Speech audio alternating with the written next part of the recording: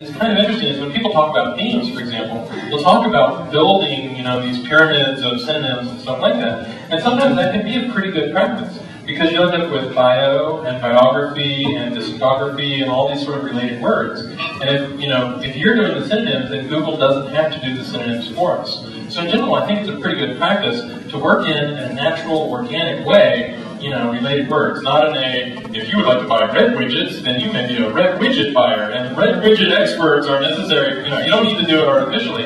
But it is good to say, what are some related words and work them in a natural way. It's certainly the case that there are a lot of different approaches that we try at Google. So, there are people who are fans of stuff like LSI, there are people who are fans of singular value decomposition on different types of words. There's all sorts of different philosophies there. And so Google does a lot of work behind the scenes to try to do good semantic matching. They talked about that a little in the New York Times piece, where if somebody searches for bio, we'll also search for biography.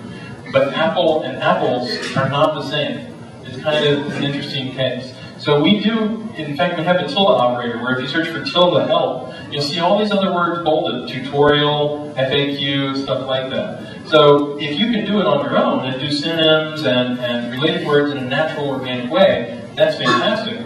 But we as Google will also try to do it ourselves under the hood because users don't always type the right word. And sometimes the right page doesn't have the exact word. So we try to do that matching semantically as well. A lot of people think, oh yeah, you look for the exact word that Google has. And we still allow that if you put a plus sign in front of it or if you use double quotes. But we do a lot of semantic understanding underneath the hood to try to get the right pages to the right users.